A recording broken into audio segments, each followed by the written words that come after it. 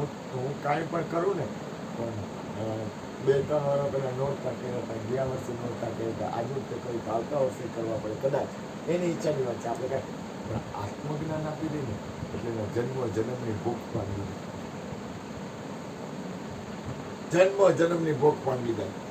કોઈ પણ વ્યક્તિ મને એક ઓશોનો એક મહાપુરુષ મળ્યો, મને કે તમે કોઈને પ્રેમ કરો છો આ વિશ્વમાં તો એને મુક્ત બનાવો, એના આત્મામાં સ્થિર એવું કરો, એને મુક્ત. તમે કોઈને પણ પ્રેમ કરતા હો, તમને જો ખરો પ્રેમ હોય ને, મને એ માણસનો એ શબ્દ મારા જીવનમાં હૃદયમાં લખી, તમે કોઈને પ્રેમ કરો છો તો વ્યક્તિને મુક્ત કરો, બાંધોમાં એને મુક્ત કરો, એને સ્વતંત્ર કરો. કોઈ પણ હોય, કોઈ પણ પંખી હોય, કોઈ પણ માણસ હોય, કોઈ પણ વ્યક્તિ હોય, એને બાંધીને રાખો તો ગમે, પણ એને મુક્ત કરો, ખુલ્લા આકાશ, ખુલ્લા ગગન, ખુલ્લો સ્વતંત્ર, સંપૂર્ણ સ્વતંત્રતા સમાન સુખ નથી અને પરાધીનતા સમાન દુઃખ નથી. દુનિયામાં યાદ રાખો, સ્વતંત્રતા સમાન આ વિશ્વમાં ક્યાંય સુખ નથી અને પરાધીનતા સમાન કે આ વિશ્વમાં દુઃખ નથી. પરાધીન ન બનવું.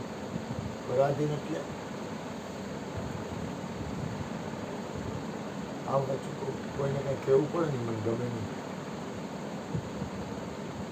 કોઈને કાંઈ કહેવું પડે કાંઈ, આ તો થોડો ગુણભાઈ થોડો ઠીક થઈ ગયો, થોડો ખોટો હાવ ખોટો પ્રેમ પૂરી નહીં કરતા. એટલે હું એને કોઈ સત્સંગમાં આવજો, એક બી થાય ને કે હવા દિવસના વાત જોતો હતો સત્સંગમાં આવતા આવ્યું મને ટેકો રહીએ ને કીર્તિભાઈ તો એની અનુકૂળતા કઈ રીતનું વાતાવરણ ઘરનું સત્સંગ છે ને એ આત્માનો ખોરાક છે. તમે વિચાર કરો, મોરારી બાપુ સત્સંગ કરે, એ રામાયણ કરે, એની સ્થિતિ બહુ સારી છે, કાંઈ ખોટું નહીં. આત્મતત્વની વાત થોડુંક આપણું ભેદ નથી કરતો, આપણે તો સીધા આત્મતત્વમાં સ્થિત કરી છે. મોરારી બાપુ બાદશાહ માણસ, હું તમને કહું મને બાજુવાળો ઘરે આવવા ન દે, હું બાજુવાળાની ઘરે જાઉં તો એમ કે બાપુ તમે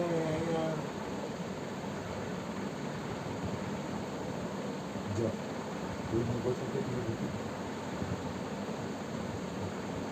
ત્રણ લેવું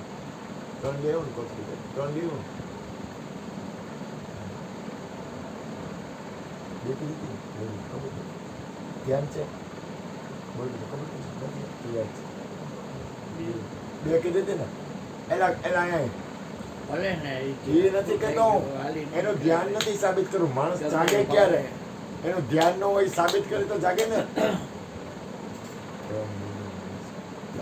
માણસની પાસે મોટામાં મોટી કમજોરી હોય તો ધ્યાન નથી.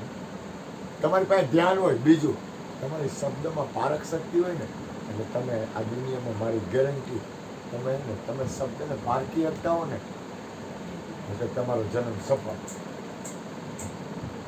પણ પકડવાનું નહીં, ખાસ યાદ રાખજો. શબ્દને તમે પારખી શકો એટલે એનો શું થાય, તમે કોઈ પણ વ્યક્તિને પારખી શકો એટલે શું થાય, તમે કોઈ પણ વસ્તુ પારખી શકો એટલે શું થાય, તમને ખબર પડી જાય કે આને જરૂર નથી અથવા આને જરૂર છે, અને તમે ખોટી મહેનત ન કરો એટલે તમારો સમય બગડે નહીં, એટલે તમારો સમય બગડે નહીં. તમે કોઈ પણ વ્યક્તિનો સંગ કરો ને એટલે તમને ખબર પડી જાય કે આને કાંઈ જરૂર નથી, જરૂર ન હોય એટલે તમે તમારો સમય બગાડો નહીં, એટલે તમે પારખ પદ્ધતિ ને અને તમારા જીવનનો સમયનો દુરુપયોગ થતો બચી ગયો. પછી પાછું શું કરું, એક વસ્તુ ખાસ યાદ રાખો, દ્વેષ ન કરો, કારણ કે એનો અહમ આવી જાય. દ્વેષ કોઈ બી ન કરો, કોઈ ના કરો.